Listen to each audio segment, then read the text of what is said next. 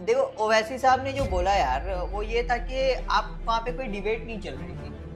आप सिंपल एक ओथ लेने आए थे, आप आराम से। आप संविधान के सामने समझो कि आप तो वहाँ पे एक लोकतंत्र का मंदिर है भाई, वो वहाँ आप सिंपल ओथ लो और खत्म कर।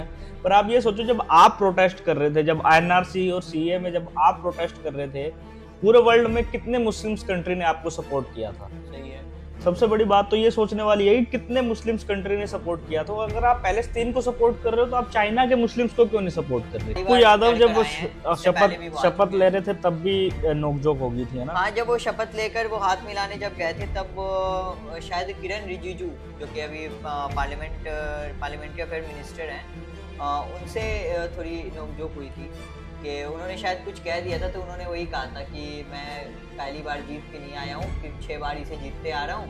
और उन्होंने ये कह दिया था कि आप तो कृपा से जीते हो, मैं अकेला लड़कर आया हूँ। अरविंद केजरीवाल जिस पद से रिजाइन किया है उन्होंने, जब वो पॉलिटिक्स में नहीं थे, तो इनकम टैक्स डिपार्टमेंट में ही थे, ठीक है। और अगर उन्होंने कुछ किया भी है, मैं कभी कभी ये सोचता हूँ कि अगर उन्होंने कुछ किया भी है तो वो बहुत ही समझदारी के तरीके से किया होगा, क्योंकि वो उस सिस्टम से आए हैं। बिल्कुल बिल्कुल, वो सिस्टम से आए हैं, उस सिस्टम को अच्छे से समझते हैं कि हम कहाँ से लूप होल निकाल सकते हैं। और सिर्फ वही नहीं, आप वो जिनके साथ घर में समय बिता रहे हैं, उनकी पत्नी वो भी एक आईआरएस ऑफिसर है। आप अब सोचिए कि सीबीआई, ईडी इन्होंने कब से जेल में बंद कर रखा है और अभी तक प्रूफ नहीं हो पाया कि भैया केजरीवाल ने किया क्या है। व्हाट्स अप गाइस, आपका स्वागत है हमारे पहले पॉडकास्ट में। और आज हम लोग काफी ट्रेंडिंग टॉपिक और पार्लियामेंट सेशन इन सब पे बात करेंगे। हमारे साथ हमारे भाई अमृत है। अमृत भाई, ऑडियंस को हाय हेलो कर दो यार। अस्सलाम वालेकुम, सत श्री अकाल, केम छो, नमस्कार। मेरा नाम अमृतपाल, जिंदगी में पहली बार पॉडकास्ट बना रहे हैं, रूम पे सेटअप कर लिया। पॉडकास्ट है बिना माइक के, वो माइक वाइक का तो वो नहीं पाया। ये क्या लगा हुआ है? वो वाला माइक भाई, वो समझ, जैसे भी है, गरीबों का पॉडकास्ट है, बेरोजगारों का पॉडकास्ट है, पर बातें हम करेंगे ट्रेंडिंग टॉपिक्स की कि अभी क्या चल रहा है दुनियादारी में और स्पेशली इंडिया में। तो बता भाई सैयद, क्या चल रहा है? क्या यार आजकल तो यार पार्लियामेंट का जो सेशन चला, जो 2 दिन ओथ सेरेमनी हुई, उसमें यार बहुत सारा विवाद हो गया। क्या विवाद हो गया भाई? यार ये ओवैसी वाला जो कांड हो गया भाई। देखो यार, पहले मैं बता देता हूँ, रेफरेंस दे देता हूँ। ओवैसी ने जो हमारे ओवैसी साहब हैं, उन्होंने क्या कर दिया, उन्होंने कह दिया शपथ ग्रहण में, शपथ लेने के बाद सब नेता अपने अपने स्लोगन्स बोलते हैं, अपने अपने जय जयकारा करते हैं। जैसे कोई जय भीम बोल देता है, कोई जय संविधान बोल देता है, कोई जय हिंदू राष्ट्र बोल देता है। तो ओवैसी साहब ने बोल दिया जय पैलेस्तीन। हाँ जी, जिसके बाद अभी ट्विटर पे भी ट्रेंड हो रहा है ओवैसी जी का नाम। तो कल से ही चल रहा है ये मामला, जय फिलिस्तीन वाला यार। लेकिन मुझे लगता है कि आप जब शपथ ले रहे हो और संसद में आप जब ऐसी बातें बोलते हो, तो कहीं ना कहीं इसको एक गलत मैसेज चला जाता है लोगों के बीच।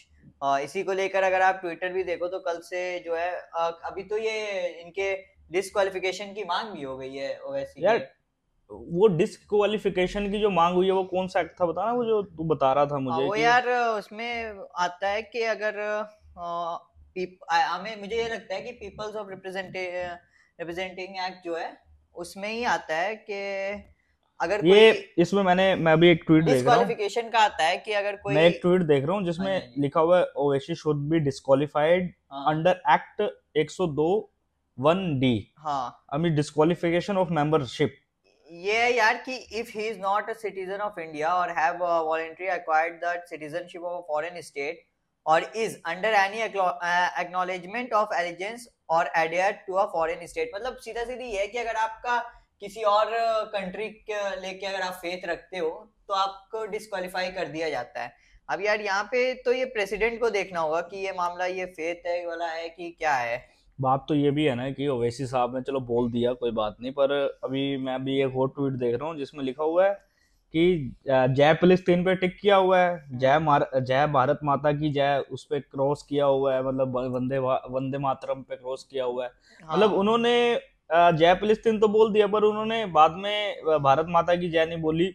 और मतलब कि कोई भी यार उन्होंने जय हिंद जय भारत ये नहीं बोला। तो ये थोड़ा सा ना चीजें ऐसी हैं जो लोगों को हिट कर जाती हैं। अरे बात बताऊं क्या, देखो मैं हमेशा जब भी मेरे मुस्लिम दोस्त मिलते हैं और पैलेस्तीन की जब भी बात छिड़ती है तो मैं उनसे यही कहता हूँ कि यार पैलेस्तीन का इशू आप उठाते हो, मैंने तो बहुत सारे दोस्त ऐसे भी देखे हैं कि जो भाई रेस्टोरेंट्स में जाते हैं, कहते हैं भाई ये तो इजराइल को सपोर्ट कर रहे हैं, बॉयकॉट वाला सीन चलता है। पर मेरा कहना ये है कि यार देखो, आप उठा रहे हो ये बात, कोई दिक्कत नहीं है, पर आप ये सोचो जब आप प्रोटेस्ट कर रहे थे, जब एनआरसी और सीए में जब आप प्रोटेस्ट कर रहे थे, पूरे वर्ल्ड में कितने मुस्लिम्स कंट्री ने आपको सपोर्ट किया था। सही है।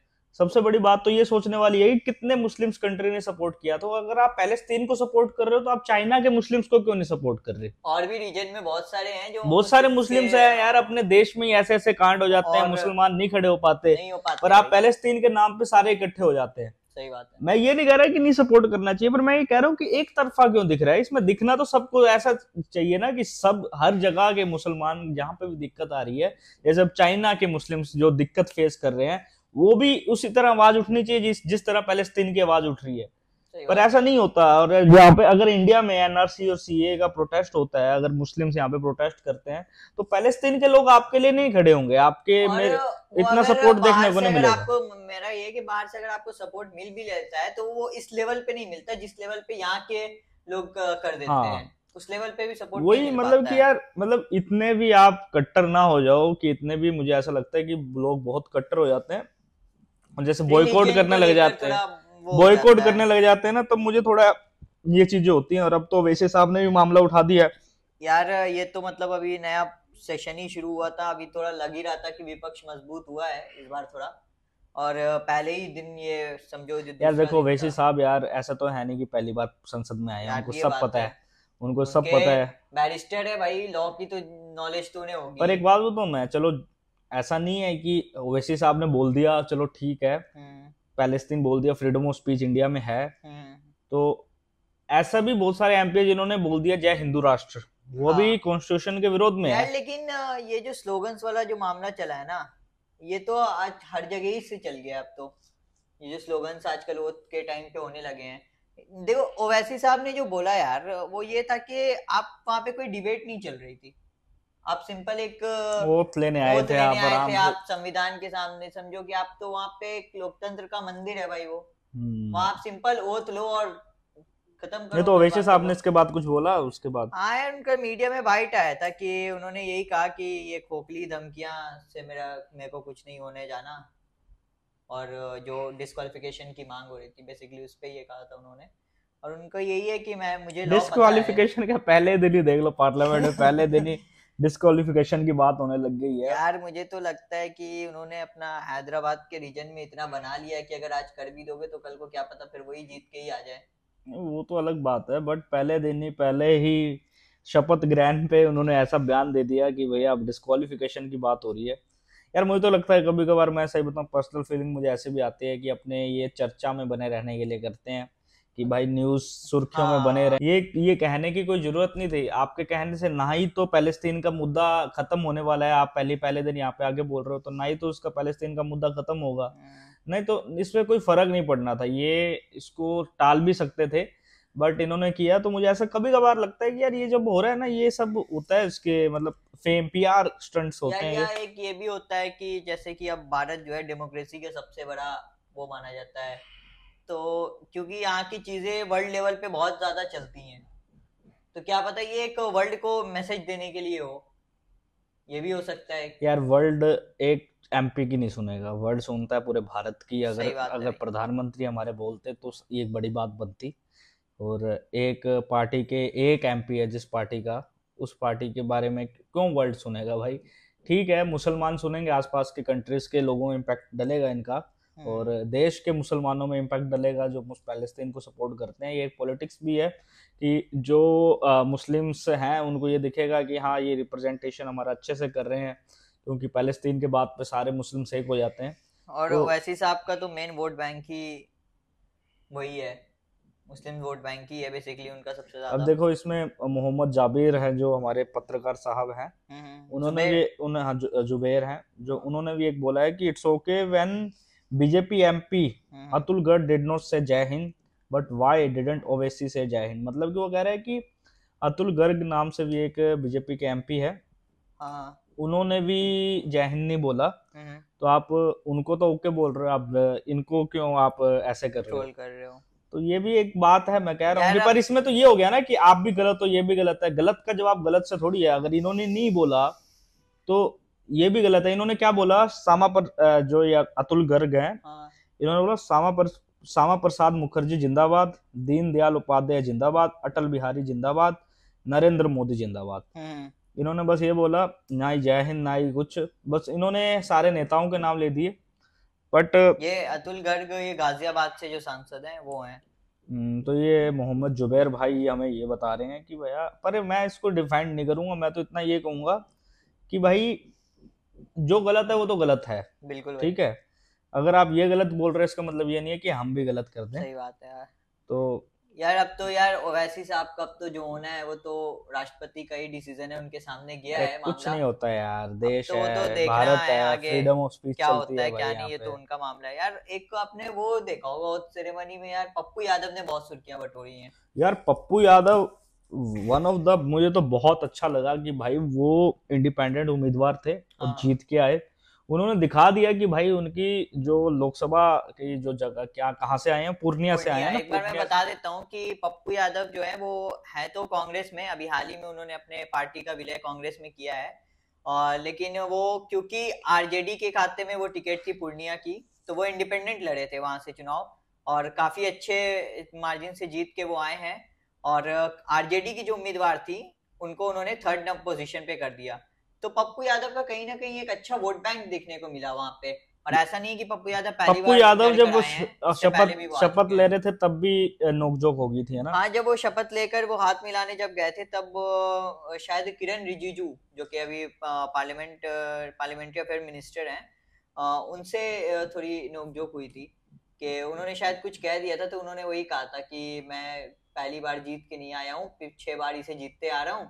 और उन्होंने ये कह दिया था कि आप तो कृपा से जीते हो, मैं अकेला लड़कर आया हूँ। तो ये बात कहीं ना कहीं है कि वो किसी पार्टी से नहीं है। तो यार एक ये कॉन्फिडेंस तो दिख ही रहा है कि पप्पू हाँ, यादव अगर संसद में आए हैं और उन्होंने टी शर्ट भी रीनीट #रीनीट की डाल दी। हैशटैग मतलब बहुत मुझे सुर्खियां पप्पू यादव बटोरी। का सबसे अच्छी बात ये लगी कि पहले दिन ही, शपथ ग्रहण समारोह के दिन ही उन्होंने ना अपने मुद्दे उठाने शुरू कर दिए हैं। जो विपक्ष की कमी हमें 2 साल से दो बार से हमें नहीं दिख रही थी, विपक्ष नहीं दिख रहा था, वो आज हमें पहली बार कहीं ना कहीं ऑपोजिशन का एब्सेंस जो है वो पार्लियामेंट में दिखता था। यार दिखता ही था यार। आप मानो या ना मानो, ओपोजिशन 10 साल में बहुत, अब उसकी भूमिका बहुत कम रही है। चाहे वो कोई भी बिल को लेकर हो, बहुत कम विरोध प्रदर्शन हुए हैं, चाहे महंगाई को लेकर हो, चाहे बेरोजगारी को लेकर हो। मैंने ऐसा, मतलब पिछले 5 साल में तो मैंने महंगाई और बेरोजगारी को लेकर विपक्ष के नेताओं को सड़क पे नहीं देखा, ठीक है। किसी टाइम पे जेपी नारायण के आंदोलन होते थे इसी मुद्दे पे, और इंदिरा गांधी की सरकार गिरा दी थी। इमरजेंसी का आज दिन भी है जब हम बातें कर रहे हैं, इंदिरा गांधी की सरकार जेपी नारायण के आंदोलन से गिरी थी। और वो आंदोलन किस बेस पे हुआ था? महंगाई के बेस पे हुआ था, महंगाई आ रही थी। और तब के नेता उस महंगाई के मुद्दे को इतना अहमियत रखते थे। तो हम यही कह रहे थे कि यार इन्फ्लेशन का जो मुद्दा था पिछले 5 साल में नहीं उठा इतना जितना ये तो अभी समझो ऑपोजिशन, मुझे लगता है कि जब से 2 साल पहले से जो राहुल गांधी ने यात्रा करना शुरू किया है। अरे यार यात्रा भी, आप यात्रा कोई ऐसा तो है नहीं कि देश की भलाई के लिए कर रहे थे। देश की भलाई के लिए अगर आप यात्रा करते तो आप यात्रा करते बेरोजगारी यात्रा, कि अगर आप यात्रा करनी थी देश की भलाई के लिए तो आप करते महंगाई यात्रा, कि आप हर घर महंगाई के हाल पूछते। पर भारत जोड़ो यात्रा एक कांग्रेस की यात्रा थी जिसने कांग्रेस को फायदा भी पहुंचाया है। पर विपक्ष की जो हम बात कर रहे हैं, मुद्दे थे यार, बहुत सारे मुद्दे थे यार। इन्फ्लेशन सबसे मेन मुद्दा था। महंगाई इतनी बढ़ चुकी थी कि भाई लोग कह रहे थे कि भाई महंगाई है, एक्सेप्ट करने लग गए थे लोग, पर विपक्ष की नहीं दिखी थी भूमिका। पर आज जो पप्पू यादव रीनीट का #रीनीट की शर्ट पहन के आए हैं, तो उससे दिखा कि भाई कि अब विपक्ष शायद कुछ बोले। इन 5 साल जो विपक्ष हम मिस कर रहे थे पिछले 10 सालों से, क्या पता इस 5 सालों में वो दिखे। अब चाहे वो पप्पू यादव हो, चाहे वो चंद्रशेखर आजाद रावण हो, चाहे वो समाजवादी पार्टी के अखिलेश यादव हो, इन सब जब नेता जब संसद में आ रहे हैं, पार्टी भी काफी पूरी सेना लेके आई है भाई। और काफी उम्मीदें भी लोगों को है उनसे। उम्मीदें हैं कि अब भाई कुछ तो बोलो यार, कि मतलब अगर कुछ आपको दिख रहा है कि विरोध आपको करना बनता है, क्योंकि डेमोक्रेसी में अगर विपक्ष ना हो ना तो फिर डेमोक्रेसी खोखली लगती है कि यार अगर डेमोक्रेसी आपको चलानी है तो विपक्ष होना बहुत जरूरी है। बहुत जरूरी है, और ये बात तो कई बार प्रधानमंत्री भी कहते हैं कि विपक्ष का होना काफी जरूरी है। अब तो लीडर ऑफ ओपोजिशन पहली बार राहुल गांधी, हम कब बोलते थे कि भाई लीडर ऑफ ओपोजिशन को राहुल गांधी को बनाना चाहिए, पहले तो अधीर रंजन चौधरी जी थे। लेकिन ये अगर देखा जाए तो मतलब कानून मतलब हिसाब से तो 10 साल बाद ही ये आया है कि 10 साल बाद ही लीडर ऑफ ओपोजिशन चुनने का वो आया है। हाँ वैसे तो 10 साल, हाँ वो तो वैसे बना दिया गया था। अब तो ये है कि अब पावरफुल लीडर ऑफ ओपोजिशन है। हाँ, लीडर ऑफ ओपोजिशन एक कैबिनेट मिनिस्टर के बराबर का होता है, ये बता दूं आप लोगों को। और इस बार राहुल गांधी हैं भाई यार, ये बहुत। और सबसे बड़ी बात ये है कि इस बार प्रियंका गांधी भी हमें दिख सकती है संसद में, क्योंकि वायनाड से राहुल गांधी जी ने अपनी सीट छोड़ दी है। अब प्रियंका गांधी वायनाड से चुनाव लड़ेंगी, और क्या पता अगर जीत जाती हैं तो संसद में जो मिस करते थे ना, कांग्रेस से मिस कर रहे थे प्रियंका गांधी की आवाज संसद में, वो दिखेगी इस बार। मतलब इस बार टोटल मुझे ऐसा लग रहा है कि पूरा टक्कर वाली बात है। ऐसा नहीं है कि आप एक तरफा आप कोई भी बिल पास करवा दोगे, क्योंकि बीजेपी के पास खुद भी वो नंबर नहीं है। नंबर नहीं है, बात ये भी है ना कि नंबर नहीं है, और जिससे नंबर वो क्रिएट हो रहा है वो सेकुलर पार्टीज हैं। बिल्कुल। अगर आप कोई भी बिल पास करवा रहे हो तो आप देखिए जेडीयू और जो टीडीपी जो पार्टी है, ये सेकुलर पार्टीज हैं। अगर आप बहुत सारी स्कीम्स भी जो टीडीपी है वो आंध्र प्रदेश में मुस्लिमों के लिए चलाती है, जैसे मुस्लिम आरक्षण का बीजेपी का तो पूरा विरोध था मुस्लिम आरक्षण पे, पर रैलियों में प्रधानमंत्री ने भी कई बार कहा है कि धर्म के नाम पे किसी को आरक्षण नहीं मिलेगा, लेकिन अब परिस्थिति कुछ ऐसी हो जाती है। अब वही, अभी सरकार बनी है गठबंधन की, अब सरकार है एनडीए की, ना कि मोदी सरकार। तो एनडीए में जो भी गठबंधन के लोग हैं उनकी सुननी पड़ेगी उनको। यार मुझे तो इस बार सबसे ज्यादा मुझे लगता है कि जो चंद्रशेखर को सुनने में संसद में मजा आएगा। नहीं, चंद्रशेखर रावण के साथ भी अभी बहस हो गई थी। चंद्रशेखर रावण भी अभी जब स्पीच दे रहा था वो, तब भी बोल दिया था कि उसने, क्योंकि वो थोड़ा ज्यादा लंबा बोल रहा था जय भीम, और उसने सारे जो जय जयकार बोली तो साइड से आवाज आ गई कि भैया भाषण ही दे दो। तो चंद्रशेखर रावण ने बोल दिया कि हाँ भाषण देने ही आए हैं। तो मतलब कि वो जो अग्रेसिवनेस दिख रही है ना इस बार तो मतलब कि ऐसा है कि संसद चलेगी, मजा आएगा देखने में। और लेकिन एक पार्टी को जो हम लोग संसद में मिस करेंगे वो बीएसपी, मायावती की पार्टी जी, बीएसपी का तो देखो यार, बीएसपी का डाउनफॉल की वजह से समाजवादी पार्टी की सीटें इतनी आ गई, मुझे ऐसा लगता है। क्योंकि जो परसेंटेज है मायावती के वो अखिलेश यादव, अरे यार मैं आपको बताता हूँ, दलित वोट बैंक है ना जो, वो बीएसपी से चल गया समाजवादी इंडिया गठबंधन में। हाँ, बिल्कुल। पर आप बिहार में जो दलित वोट बैंक है ना, वो जेडीयू के पास ही रहा। बिल्कुल। आप ये देखिए कि वो एनडीए के पास ही रहा। तो ये जो वोट बैंक है ना, ये बीएसपी के इनएक्टिव रहने की वजह से ही समाजवादी पार्टी और इंडिया अलायंस अच्छी सीटें ले आई है। और इससे यूपी वाला जो हुआ है उससे तो काफी इफेक्ट पड़ा है, मतलब ऐसे नॉर्मल इसमें भी। खैर, तो राहुल गांधी जो है वो अब बन चुके हैं लीडर ऑफ अपोजिशन, उनसे भी काफी उम्मीद है लोगों को, और आज उन्होंने अपना पहला भाषण भी दिया। और आज सबसे बड़ी एक चेंज आपने देखी होगी राहुल गांधी के अंदर, करीब वो 2 सालों से टी शर्ट में घूम रहे थे और आज वो कुर्ते में आए थे। अरे आज तो वो ऐसा हो गया ना कि भैया आज तो शपथ ग्रहण है, लीडर ऑफ अपोजिशन चुना गया, आज को डंका बन जाते हैं कि भाई 5 से 2-3 साल से तो भाई एक टी शर्ट में थे। तो लगता है कि आज ही पहनी है, क्या पता कल वापस टी शर्ट में ही आ जाए, क्योंकि अब उन्होंने वो लुक एडमायर कर ही लिया है। और आज स्पीकर का भी चुनाव हुआ, और ऐसा पहली बार हुआ कि स्पीकर का चुनाव हुआ है देश में। इससे आजादी से लेकर अभी तक ये पहली बार था कि स्पीकर का चुनाव हुआ। अच्छा, इससे पहले नहीं होता? इससे पहले कभी स्पीकर का चुनाव नहीं हुआ, क्योंकि होता ये था कि बेसिकली जो जीतते थे वो डिप्टी स्पीकर जो है वो इन्हें मिल जाता था, ऑपोजिशन को, और जो स्पीकर रहता था वो रूलिंग पार्टी की तरफ से होता था। लेकिन इस बार कुछ मामला फंस गया, जिसके कारण इन्होंने भी सुरेश, आई थिंक वही नाम है, उनको नॉमिनेशन फाइल करवा दिया। और आज ओम बिरला ने भी किया, हालांकि वॉइस वोट से ये जो है कि पास हुए हैं वो इलेक्शन। तो डिप्टी स्पीकर कौन है इस बार? अभी तो डिप्टी स्पीकर का हुआ नहीं है। अब इसके लिए तो हमें थोड़ा और मतलब इंतजार करना पड़ेगा, क्योंकि ये बीजेपी है, एनडीए है, इतना जल्दी ये अपने पत्ते खोलती नहीं है। अगर आपको याद हो कि कैबिनेट का कितने लास्ट लास्ट तक हमें पता चला था कि कौन सा पद किसको मिलने पर वाला यार है। कैबिनेट में भी यार वही कैबिनेट रख दी है, पर मुझे हाँ लगा था कि जेडीयू और जो टीडीपी है इसको हाँ अच्छी हाँ जगह बिल्कुल। देंगे, पर मुझे तो वही ये है भी लगा था कि शायद स्पीकर का पद इन इनको दोनों पार्टियों इनमें। में से किसी को मिल सकता पर है। वही है ओम बिरला, वही मुझे तो लग रहा है कि इन्होंने है ना चेंज के बदले वही रिपीट करने का रिपीट सोचा है करने का कि सोचा है, हाँ। मेन अपने जो सारे पद थे वो तो सेम ही है, अब स्पीकर साहब भी सेम ही है। और स्पीकर साहब का आप देखोगे इनसे दिक्कत बहुत आई थी ऑपोजिशन को कि बिल्कुल डिस्क्वालिफिकेशन भी हुए थे। और राहुल गांधी तो कहते थे कि भैया हमारा माइक ऑफ कर देते हैं, और आज भी उन्होंने बोला कि आज भी प्लीज उन्होंने माइक ना बोला ऑफ है। कीजिए। हाँ बाकी स्पीकर तो यार देखो ओम बिरला, बस सबसे बड़ी बात मोदी साहब ने आज बोला कि भाई स्पीकर चुन के आना, मतलब जनता के द्वारा चुन के आना दूसरी बार, और दूसरी बार स्पीकर बनना, ये बहुत बड़ी बात है। मतलब और कि एक फैक्ट के लिए आपको ये भी बता दें कि अगर ये अपना पूरा ये भी 5 साल पूरा करते हैं तो ये पहले स्पीकर होंगे जिन्होंने अपने 10 साल पूरे हाँ करेंगे। उन्होंने यही बोला कि एक हाँ मतलब कि चुन के ही आना। स्पीकर अगली बार चुनाव ही नहीं लड़ते थे, मतलब पहली बार हाँ लोकसभा में बनने के बाद अगली बार चुनाव ही नहीं लड़ते थे, अगर लड़ते थे तो हार जाते बने थे। हैं, पहले भी 2 बार स्पीकर बने हैं, लेकिन अपना 10 पूरा टर्म कंप्लीट नहीं कर पाए हैं। 10 साल का अगर बोल दे 5-5 करके दो, तो वो पूरा कंप्लीट नहीं कर पाए हैं। तो ये कि है कि ओम बिरला जी कोटा से जो सांसद हैं हाँ ये बन चुके हैं दूसरी बार स्पीकर।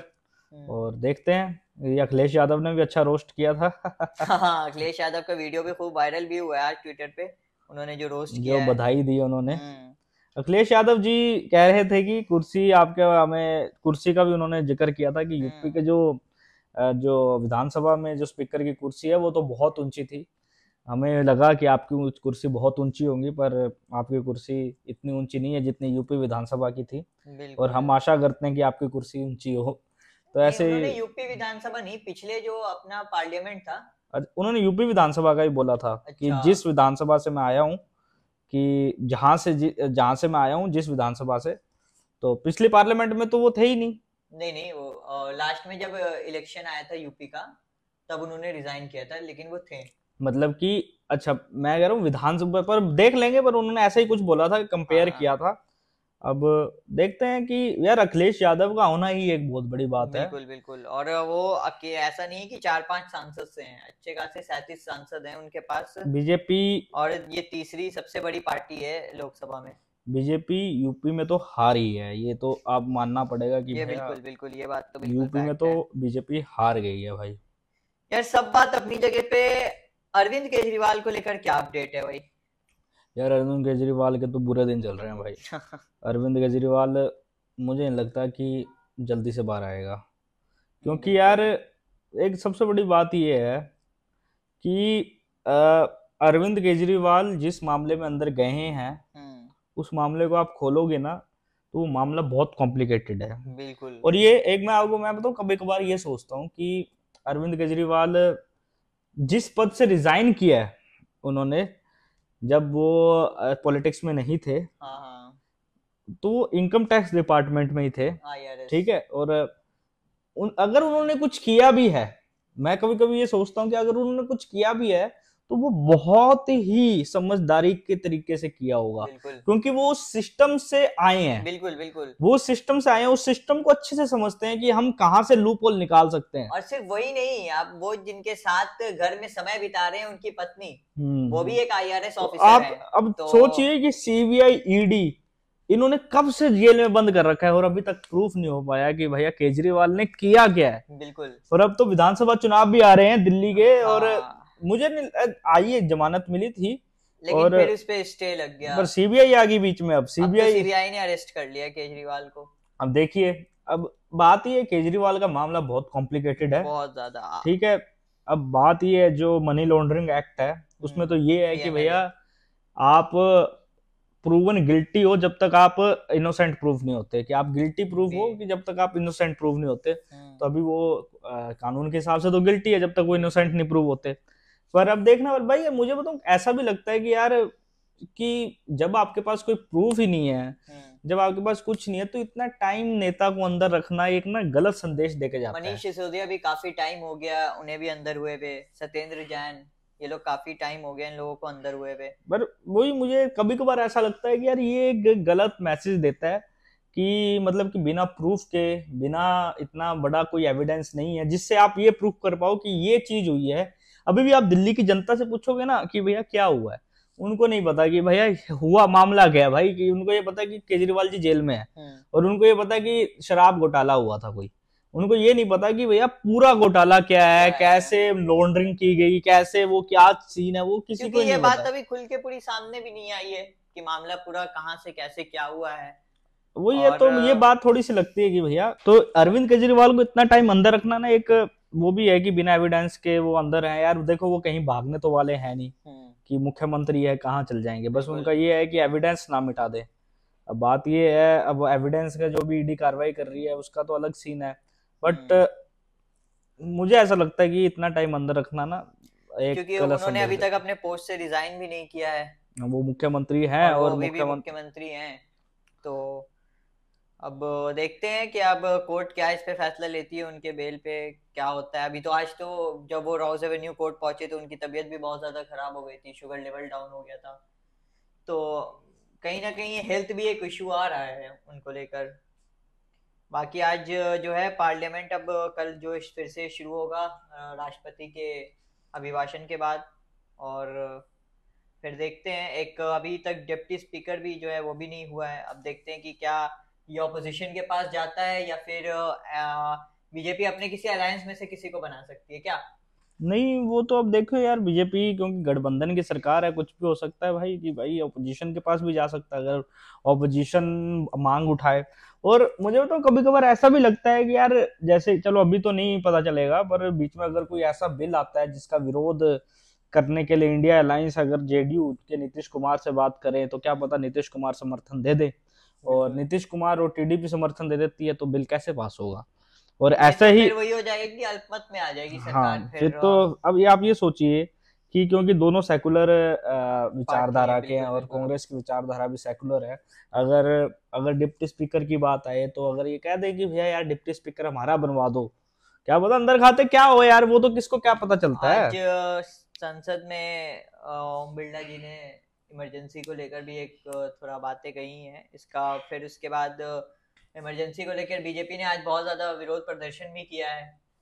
और फिर अखिलेश यादव की अगर बात करें तो उन्होंने बताया कि बीजेपी जो है इसको खींच रही है इन बातों को, इमरजेंसी तो देश को हमेशा याद ही रखेगी। पर आप ये सोचिए कि इमरजेंसी के टाइम पे भी नेता थे, जेपी नारायण जैसे नेता थे जो आंदोलन लड़ रहे थे और जिन्होंने इमरजेंसी के टाइम आंदोलन लड़ा और इंदिरा गांधी को सरकार को हटा फेंका। और आज के टाइम पे प्रोटेस्ट की क्या हालात है, आप ये सोचिए कि उस टाइम पे भी विरोध होते थे, उस टाइम पे भी आंदोलनकारी थे, आज कितने आंदोलनकारी बचे हैं। जो इमरजेंसी है ये तो यार काला अध्याय है, ये तो जिंदगी भर भारत बीजेपी से ब्लैक डे के लिए भारत कभी नहीं भूलेगा इसको यार, कि यार ये आप इंदिरा गांधी ने जो ये किया था और उनका किया, उनको फिर वो भी हुआ था, वो इलेक्शन भी हार गई थी, उसके बाद जनता ने वापस उनको लाया। ऐसा नहीं कि वो बैठ गई, उसके बाद उन्होंने वापस चुनाव लड़ा और जीती, सबसे बड़ी बात यह है। और यही तो भारत का खासियत है कि भैया जनता ऐसा नहीं है कि आपको एक बार हरा दिया तो हरा ही दिया, अगर आप जनता के बीच में रहोगे तो वापस आपको जनता बुला लेगी और उसी संसद में उसी सीट पे आप बैठे होंगे। अखिलेश यादव ने आज बेसिकली इमरजेंसी पे कहा है कि पीछे मुड़कर कितना देखें, तो कहीं ना कहीं ये दिखाता है कि वो अब पूरी तरीके से जो है कांग्रेस के साथ हैं, तो वो तो साथ रहेंगे यार उनको कांग्रेस आने वाला जो इलेक्शन अगर यूपी का है तो क्या हम फिर देखो से साथ देख सकते हैं। कांग्रेस के पास यूपी में इतना कुछ नहीं है, बिल्कुल ठीक है। कांग्रेस ने यूपी में मतलब कि ऐसा कर दिया कि अखिलेश यादव को बहुत कुछ दे दिया, ना देते हुए उनके कुछ गया नहीं है पर दे बहुत कुछ दिया। तो अभी आप देखो गठबंधन के लिए कांग्रेस ने इस बार रीजनल पार्टीज को आगे रखा, सबसे बड़ी बात, चाहे वो समाजवादी पार्टी हो चाहे वो लालू प्रसाद यादव की पार्टी हो, चाहे वो CPIM हो, चाहे वो जितनी भी पार्टीज हो, कांग्रेस ने ये रखा कि जहाँ पे जिसकी मजबूती है उसको आगे रखो। बिल्कुल। तो वही और चुनावों में होगा। ये पहली बार ऐसा हुआ है यार कि आम आदमी पार्टी के साथ उन्होंने गठबंधन कर लिया और बिल्कुल। दिल्ली में उन्होंने सीटें डिफाइंड कर ली। ये एक सबसे बड़ा मुश्किल टास्क था जो कांग्रेस ने किया कि पहले पंजाब में नहीं हो पाया, पंजाब में नहीं हो पाया, बंगाल में नहीं हो पाया, बहुत जगह नहीं हो हाँ, पाया। लेकिन ऐसा हिस्ट्री में ऐसा पहली बार हुआ जब कांग्रेस इतना कम सीटों पर चुनाव लड़ी है। मुझे लगता है 318 या 317 सीटें थी जिसपे पूरे ऑल ओवर इंडिया में कांग्रेस ने इस बार चुनाव लड़ा। लेकिन जो भी है, कांग्रेस के लिए ये इलेक्शन अच्छा ही रहा। पिछले 2 इलेक्शन कांग्रेस के लिए नहीं कह सकते, अपन कहेंगे इंडिया अलायंस के लिए अच्छा रहा। सबसे बिल्कुल। अच्छा तो समाजवादी पार्टी के लिए रहा है भाई, बिल्कुल बिल्कुल। कि कांग्रेस से ज्यादा अच्छा मुझे लगता है समाजवादी पार्टी के लिए रहा है, कि जिन्होंने अपनी संख्या को बढ़ाया और संसद में समाजवादियों की आवाज दिखेगी हमें सुनने को। और अब तो राहुल गांधी की भी आवाज as a leader of opposition सुनने को मिलेगी। खैर यार, ये तो थे आज के बातें, आज के टॉपिक्स। अब यार अमृत, खत्म करते हैं इस पॉडकास्ट को। खत्म करते हैं, अगली बार मिलेंगे आपको नए टॉपिक्स के साथ, नए ट्रेंडिंग अगली बार टॉपिक्स फिर के कुछ साथ। नया ट्रेंड जो चलेगा हम फिर से लेकर आएंगे, और ऐसे ही पॉडकास्ट का सिलसिला अब चलता ही रहेगा। बस लाइक करो, शेयर करो, सब्सक्राइब करो, क्योंकि हम तो हैं बेरोजगार। आपके लाइक, शेयर और कमेंट से ही हमारे पास रोजगार आ रहा है। तो प्लीज शेयर भी कर दो यार। कोई अच्छी चीज लगी आपको तो कमेंट करके बता दो, कुछ गलती होगी तो ये भी बता दो कि क्या गलती हुई है हमसे, और ऐसे ही हम बनाते रहेंगे आपके लिए। और अगर आप चाहते हो कि हमारे पास वो पॉडकास्ट वाला माइक आ जाए, तो उसके लिए आपको इस वीडियो को फैलाना पड़ेगा। उसके लिए मैं आपको नंबर दे दूंगा, मेरे को फोन कर लेना, पैसे सीधा पैसे भेजना। यार मामला ये है कि हमारा बजट जो है ना, लो नहीं है, लो से भी लो चल गया है। हमारा बजट ही नहीं है। बजट ही नहीं है हमारा। नहीं तो ये दीवारों पे ये दिख रहा होता क्या होगा। देखो, ये हमारे पास ये नहीं था कि हम दीवारों को सही करवा सके। तो अभी ऐसे ही चलेगा। कितने दिनों तक ऐसे चलेगा? जब तक पैसा नहीं आता। तो यानी कि ये ऐसे ही चलता रहेगा भाई। चलो ठीक है भाई, वो मिलते हैं नए पॉडकास्ट चलो में। भाई, राम राम, बाय बाय।